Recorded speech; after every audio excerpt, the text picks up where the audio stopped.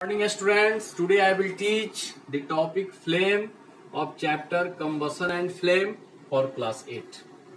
आज हम लोग स्टडी करेंगे फ्लेम के बारे में। फ्लेम का सबसे पहले हम लोग डिफिनीशन देखते हैं कि ये flame is a region where combustion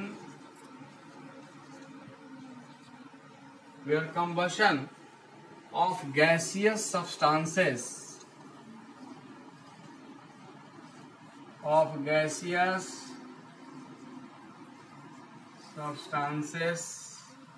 takes place। Flame वह एक क्षेत्र है, एक रीजन है जहां पर गैसियस सब्सटेंसेस का कंबशन होता है। तो इस डिफिनीशन से एक चीज हम लोग जान गए कि फ्लेम वही फॉर्म करेगा जहां पर गैसियस सब्सटेंस का कंबशन होगा। अगर सॉलिड को हम बर्न करते हैं, सॉलिड स्टेट में अगर कोई सब्सटेंस है, अगर उसको बर्न करते हैं तो उसका फ्लेम फॉर्म नहीं करेगा। लिक्विड को बर्न करते हैं, उसका फ्लेम नहीं करेगा। हाँ, तभी फ्लेम फॉर्म कर सकता है जब वह सॉलिड गैसियस स्टेट में चेंज हो जाए। लिक्विड गैसियस स्टेट में चेंज हो जाए तभी उसी का फ्लेम बनेगा, अन्यथा फ्लेम उसका नहीं बन पाएगा। फ्लेम उसी का बनेगा जब तक वह गैसियस स्टेट में चेंज नहीं हो जाता है। जैसे इसका एग्जाम्पल है, जैसे कैंडल का। तो कैंडल जो है सॉलिड स्टेट में रहता है, जब उसको हम बर्न करते हैं, जलाते हैं, तो वह मेल्ट होता है और गैसियस स्टेट में चेंज होता है। और जब गैसियस स्टेट में जैसे ही चेंज होगा तो उसका फ्लेम बनना शुरू हो जाएगा। एलपीजी है, उसका फ्लेम फॉर्म करता है। किरोसिन है, किरोसिन आयल लैंप या लालटेन में हम लोग डाल करके उसको जब हम बर्न करते हैं तो उसका फ्लेम फॉर्म करता है। तो फ्लेम तभी फॉर्म करेगा जब वो गैसियस स्टेट में चेंज होगा। ये बहुत सारे एग्जाम्पल्स हैं। अब जैसे कोल है, कोल, उसके बाद में चारकोल है, ये भी सॉलिड स्टेट में है, लेकिन जब कोल को हम बर्न करेंगे तो वह गैसियस स्टेट में चेंज नहीं होता है। चारकोल को बर्न करेंगे तो वह गैसियस स्टेट में बर्न नहीं होता है। तो इसका अर्थ है कि इसका फ्लेम फॉर्म नहीं करेगा। तो हम कह सकते हैं कोल, चारकोल है ना, डज नॉट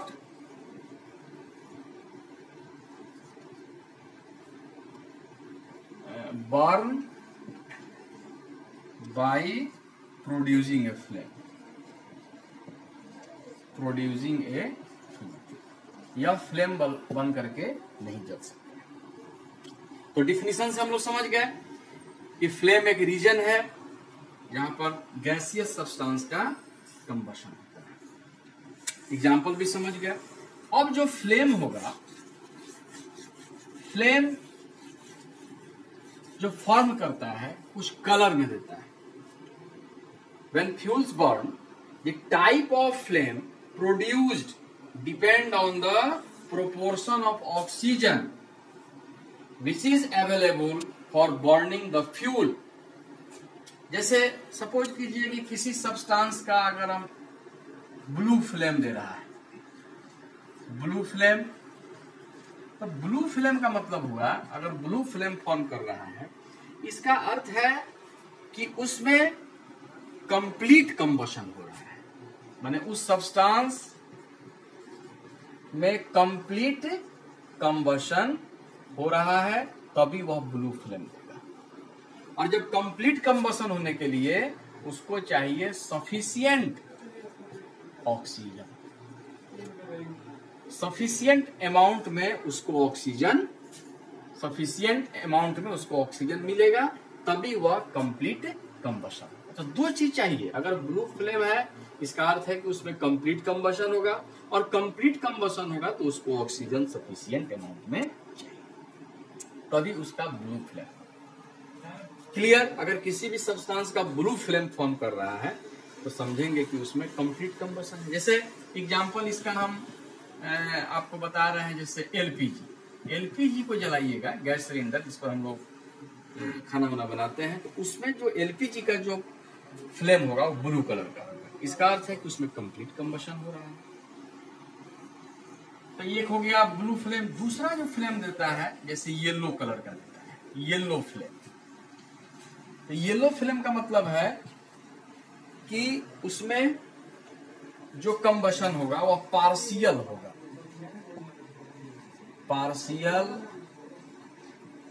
कंबशन, कंप्लीट नहीं होगा। कुछ भाग, अंशतः कुछ ही भाग उसमें कंबशन हो, इसलिए पार्शियल कंबशन कहेंगे। और इस पार्शियल कंबशन में उसको सफिशिएंट अमाउंट में ऑक्सीजन नहीं मिलेगा, तो लिखेंगे इनसफिशिएंट ऑक्सीजन। इनसफिशिएंट अमाउंट में ऑक्सीजन मिलेगा तभी उसमें पार्शियल कंबशन। जैसे येलो फ्लेम में, जैसे कैंडल को हम लोग जलाते हैं, देखिएगा येलो फ्लेम देगा जनरली, येलो फ्लेम।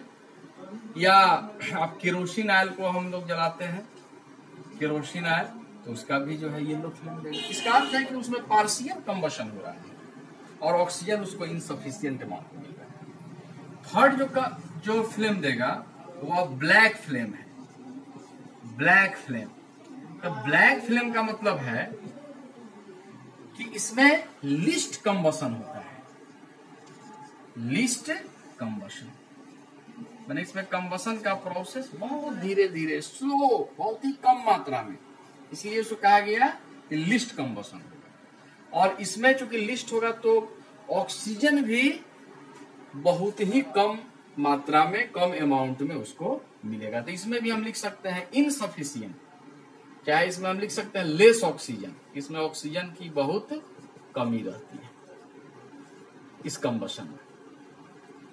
तो 3 प्रकार के फ्लेम नेचर में देखने को मिलता है। कुछ ब्लू फ्लेम होंगे, कुछ येलो फ्लेम होंगे, कुछ ब्लैक। अगर ब्लू दे रहा है समझिएगा कि उसमें वह कंप्लीट कंबशन होगा, एकदम सब्सटेंस कंप्लीटली बर्न करेगा, जलेगा, सफिशिएंट अमाउंट में ऑक्सीजन मिलेगा। अगर येलो फ्लेम है जिसको हम पार्शियल कंबशन कहेंगे, तो उसमें insufficient amount, when the oxygen supply is insufficient then the fuels burn incompletely producing mainly a yellow flame। Clear? तो अब इसका स्ट्रक्चर हम लोग देखते हैं कि किस प्रकार से तीनों फ्लेम में वह फॉर्म करता है। स्ट्रक्चर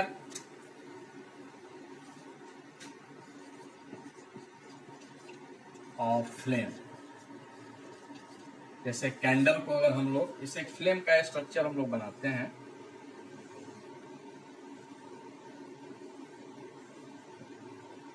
फ्लेम का स्ट्रक्चर एक बना रहे हैं हम लोग।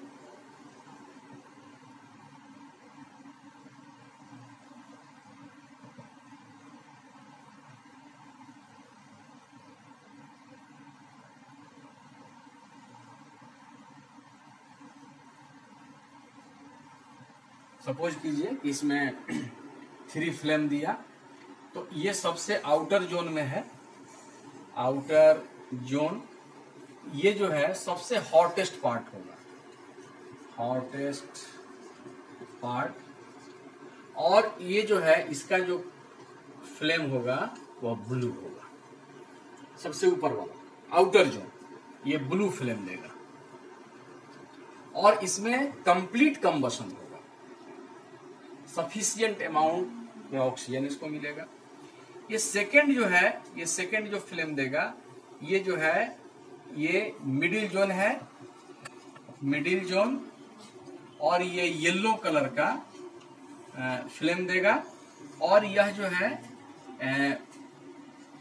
मॉडरेटली हॉट पार्ट, बहुत ज्यादा गर्म नहीं होगा। और यह इनसफिशिएंट अमाउंट में इसको ऑक्सीजन मिलेगा और इसमें पार्शियल कंबशन होगा। सबसे जो नीचे है, जो सबसे नीचे जो फ्लेम होगा, ये आपका list zone, inner most zone इसको कहेंगे, इनर मोस्ट जोन। और ये इसका जो कलर होगा वह ब्लैक कलर का होगा। और यह जो है इसको क्या कहेंगे कि जो लिस्ट हॉट पार्ट है, लिस्ट हॉट पार्ट बहुत गर्म नहीं है, सबसे कम गर्म करेगा। तो 3 प्रकार का जोन हम समझ गए। सबसे ऊपर वाला जो जोन है वो ब्लू है, उसके बाद वाला मिडिल वाला येलो है, और सबसे जो अंदर है वो ब्लैक फ्लेम है। ये सबसे हॉटेस्ट पार्ट है, ये सब मॉडरेटली हॉट पार्ट है, ये लिस्ट हॉट पार्ट है। यहाँ पर कंप्लीट कंबशन हो रहा है, यहाँ पार्शियल कंबशन हो रहा है, और यहाँ लिस्ट कंबशन हो रहा है। तो इस प्रकार से एक फ्लेम का स्ट्रक्चर हम लोग देखें। नेक्स्ट क्लासेस में हम लोग इसके बारे में फिर पढ़ेंगे, स्टडी।